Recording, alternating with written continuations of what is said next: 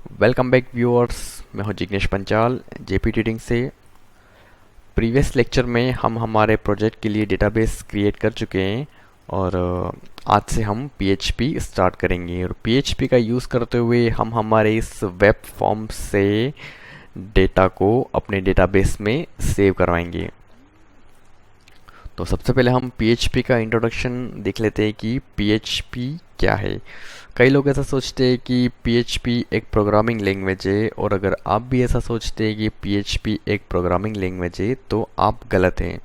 PHP programming language नहीं है। PHP एक सर्वर स्क्रिप्टिंग लैंग्वेज है जो कि वेब डेवलपमेंट के लिए यूज़ में आती है और ये एचटीएमएल के साथ में एम्बेड होती है। तो ये था छोटा सा पीएचपी का इंट्रोडक्शन। अब हम विदाउट वेस्टिंग टाइम आगे बढ़ते हैं। तो पीएचपी हम किसी भी पेज पे अप्लाई कर सकते हैं, या तो हम इसी पेज पे पीएचपी का कोड इम्प्लीमेंट करें या फिर कोई और न्यू पेज बना के हम पीएचपी का कोड यहाँ भी इम्प्लीमेंट कर सकते हैं। क्योंकि हमारा ये एक बहुत ही छोटा सा डिज़ाइन है और छोटा सा कोड है, तो हम इसी पेज पे पीएचपी को अप्लाई करेंगे। तो initially form action insert underscore site dot php method post. दो मेथड होते हैं, गेट और पोस्ट, और ये दोनों मेथड वैल्यू को सेंड करने और रिसीव करने के लिए यूज़ में होते हैं। क्योंकि हम हमारे पेज को इसी पेज पे रिडायरेक्ट करवा रहे हैं, तो हम एक्शन में हमारे इसी पेज का एड्रेस या राइट डाउन करेंगे insert site dot php। Okay, so PHP start करने के लिए हमें सबसे पहले पीएचपी की बॉडी को ओपन करना होगा। बॉडी ओपन करने के लिए less than question mark then PHP, and close करने के लिए question mark then greater than. Control S to save. तो डेटाबेस में वैल्यू को सेव करवाने के लिए हमें सबसे पहले हमारा जो MySQL डेटाबेस है उससे हमें कनेक्शन इस्टेब्लिश करना होगा। तो कनेक्शन इस्टेब्लिश करने के लिए हम सबसे पहले लिखेंगे यहाँ पे MySQL अंडरस्कोर कनेक्ट। ये कमांड डेटाबेस की कनेक्टिविटी के लिए पीएचपी में यूज़ में होता है। और इसके बाद पैरेंथेसिस में हमें 3 पैरामीटर पास करने होंगे। सबसे पहले पैरामीटर है लोकल होस्ट, यानी कि हमारा सर्वर नेम।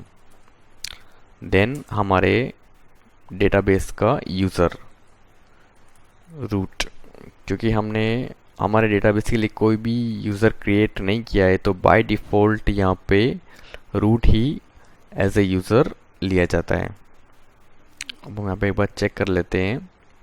देखिए, ये हमारा डेटाबेस है और ये हमारा सर्च डेटाबेस है। अगर हम यहाँ पे प्रिविलेजेस पे क्लिक करते हैं तो यहाँ पे हमें एक छोटी सी टेबल में इंफॉर्मेशन ये आ जाती है कि जो हमारा लोकल होस्ट सर्वर है उसका यूज़र रूट ही है। हमने यहाँ पे कोई यूज़र क्रिएट नहीं किया है, बट अगर हम चाहें तो यहाँ पे ऐड यूज़र पे क्लिक करके कोई भी नया यूज़र क्रिएट कर सकते हैं। ओके, देन थर्ड पैरामीटर में हमें हमारे यूज़र का पासवर्ड लिखना होगा। क्योंकि हमने यहाँ पे कोई यूज़र क्रिएट नहीं किया है और हमारा यहाँ पे कोई भी पासवर्ड नहीं है, तो हम यहाँ पे कोई भी इंफॉर्मेशन या फिर कोई भी टेक्स्ट नहीं लिखेंगे। सेमीकोलन। तो ये तो हमारा MySQL से कनेक्शन इस्टेब्लिश हो गया है। अब हमें हमारा MySQL का जो सर्च डेटाबेस है उसे सेलेक्ट करना होगा। तो उसके लिए MySQL underscore select underscore DB search semicolon। next if is set dollar underscore post submit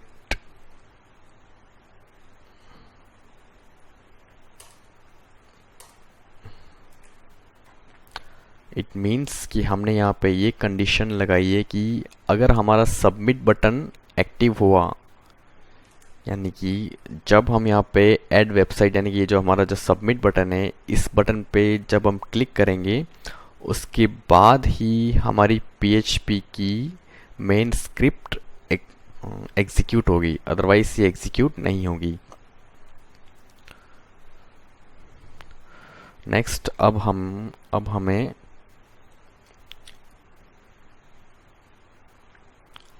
इन सभी फील्ड से आ रहे डेटा को कैच करके इन्हें एक वेरिएबल में स्टोर करवाना होगा। फिर हम उन वेरिएबल की मदद से हमारे डेटा को डेटाबेस में सेव करवाएंगे। अब हम सभी फील्ड से आ रहे डेटा को कैच करके उन्हें एक लोकल वेरिएबल में स्टोर करवाएंगे। तो वेरिएबल क्रिएट करने के लिए PHP में हमेशा डॉलर साइन यूज़ में होता है। ये एक कॉमन PHP का स्टाइल है वेरिएबल को डिक्लेयर करने के लिए। तो $s_title ये हमारा लोकल वेरिएबल का नेम है, इस इक्वल टू $_post, क्योंकि हम यहाँ पे पोस्ट मेथड यूज़ कर रहे हैं और यहाँ पे ये पोस्ट मेथड डेटा को रिसीव करने के लिए यूज़ में आएगा। नेक्स्ट ब्रैकेट में हमारे फील्ड का नेम है s_title। यहाँ पे फील्ड का नेम हम चेक कर लेते हैं एक बार। ये देखिए s_title, यही हमारे साइट टाइटल के जो इनपुट बॉक्स है उसका ये फील्ड नेम है। नेक्स्ट S-link यानी कि साइट लिंक,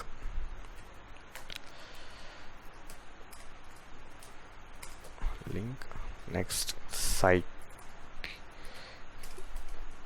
कीवर्ड,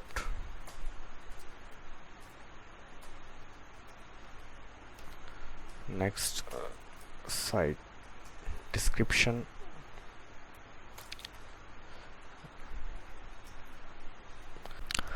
अगला फील्ड हमारा फाइल अपलोडिंग का फील्ड है, वो है साइट इमेज। तो फाइल अपलोडिंग के लिए हमें सबसे पहले फॉर्म एक्शन के साथ में एक एट्रीब्यूट यूज़ करना होगा और वो एट्रीब्यूट है ENC type. ENC type is equal to multipart/form-data। तो जब भी हम फाइल अपलोडिंग करते हैं तो फॉर्म में एक्शन के साथ में और हमेशा ENC टाइप एट्रीब्यूट यूज़ में होता है। और यहाँ पे एक नोट करने लायक बात ये है कि ENC टाइप एट्रीब्यूट हमेशा पोस्ट मेथड के साथ में ही यूज़ में होगा। अगर हम यहाँ पे गेट मेथड यूज़ करते हैं तो यहाँ पे हम ENC टाइप को यूज़ नहीं कर सकते हैं, ये एट्रीब्यूट यहाँ पे कोई भी वर्क नहीं करेगा। नेक्स्ट हमारे फील्ड का नेम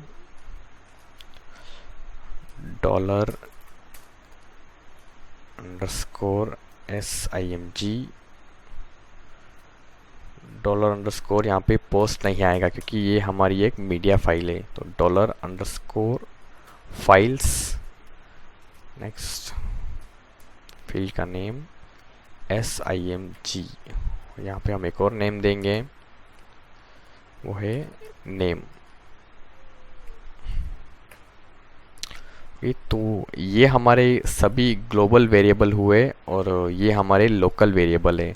लोकल वेरिएबल का हम यहाँ पे कोई भी नाम दे सकते हैं। मैं यहाँ पे s_title की जगह ABCXYZ हम यहाँ पे कुछ भी ले सकते हैं, बट कोड को इजी रखने के लिए, उसको इजी वे में समझने के लिए हम यहाँ पे लोकल वेरिएबल का और ग्लोबल वेरिएबल का सेम नेम यूज़ में लेते हैं।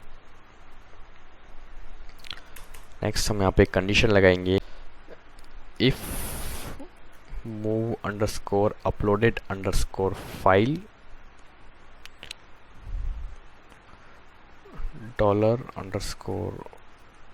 $_files SIMG। यहाँ पे हम एक टेम्परेरी नेम देते हैं, एक और TMP_name।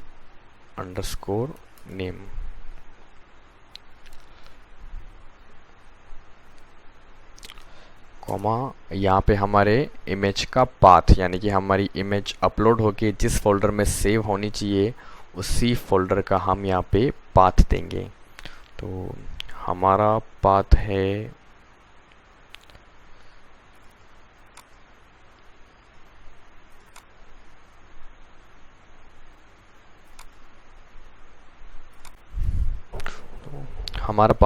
img image folder.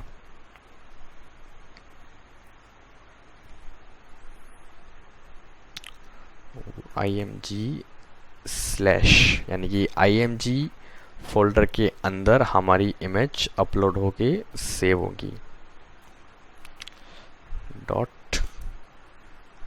$_ Files, field का नेम SIMG, देन हमारा जो नेम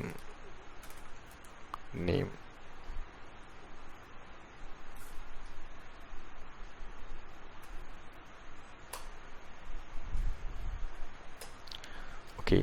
यानी कि जब हमारी इमेज अपलोड हो जाती है उसके बाद हमारी ये स्क्रिप्ट रन होगी, जो स्क्रिप्ट अभी हम डेवलप करेंगे।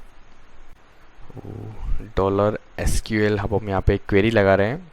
$SQL is equal to insert into website, हमारी टेबल का नेम यहाँ पे website.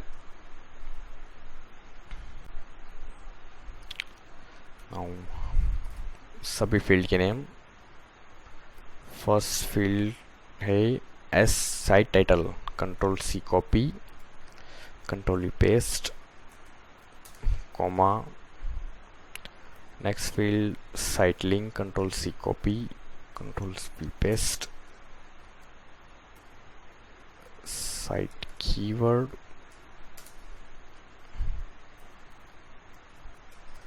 Site description and last site image. Now अब इन सभी फील्ड में हम इन लोकल वेरिएबल की वैल्यू की मदद से इन सारे फील्ड में हम अपने डेटा को सेव करवाएंगे। तो वैल्यूज फर्स्ट है, साइट टाइटल के लिए हमारा वेरिएबल है $s_title, नेक्स्ट $s_link,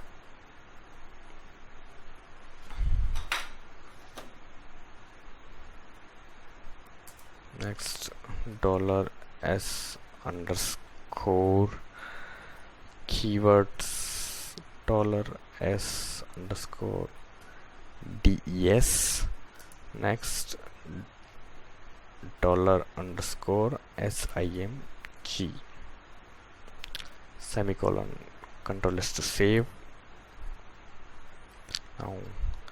तो ये तो हमारी क्वेरी बन चुकी है। अब हम इस क्वेरी को एग्जीक्यूट करवाएंगे। PHP में क्वेरी लिखने से वो एग्जीक्यूट नहीं होती है, हमें उसे अलग से एग्जीक्यूट करवाना होता है। तो क्वेरी को एग्जीक्यूट करवाने के लिए हम यहाँ पे mysql_query कमांड यूज़ में लेंगे और हम जिस भी क्वेरी को एग्जीक्यूट कराना चाहते हैं उसके पैरेंथेसिस में हम यहाँ पे उस क्वेरी का नेम देंगे। तो हमारी क्वेरी है $SQL, सेमीकोलन। अब हम इसे एक और वेरिएबल में स्टोर करा देते हैं। उस वेरिएबल का हम नेम देते हैं $RS। ओके, सो अगर हमारी ये क्वेरी एग्जीक्यूट हो जाती है यानी कि इफ़ $RS यानी कि हमारी क्वेरी एग्जीक्यूट हो जाती है तो हम यहाँ पे एक मैसेज प्रिंट करवाएंगे, इको स्क्रिप्ट, यानी कि अब हम यहाँ पे जावा स्क्रिप्ट यूज़ कर रहे हैं, स्क्रिप्ट अलर्ट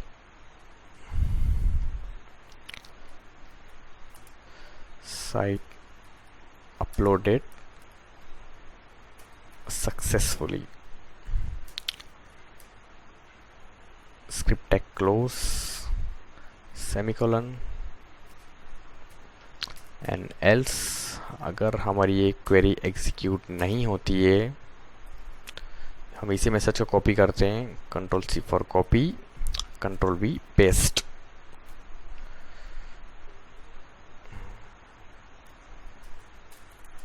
यहाँ पे हम मैसेज देते हैं uploading failed,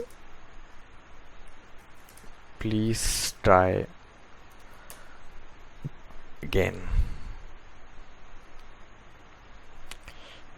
control S to save. So आज के लेक्चर में इतना ही। नेक्स्ट लेक्चर में हम इसकी टेस्टिंग कर लेंगे और अगर कोई बग हुआ या फिर कोई कमी हुई तो हम उससे फुलफ़िल कर देंगे। और इस ट्यूटोरियल में आपको कोई भी चीज़ समझ में नहीं आती है तो प्लीज़ कमेंट बॉक्स में अपना क्वेश्चन ज़रूर पुटअप कीजिए। और प्लीज़ चैनल को सब्सक्राइब करें, वीडियो को लाइक करें और शेयर करें। तब तक के लिए good bye, have a nice day, happy coding.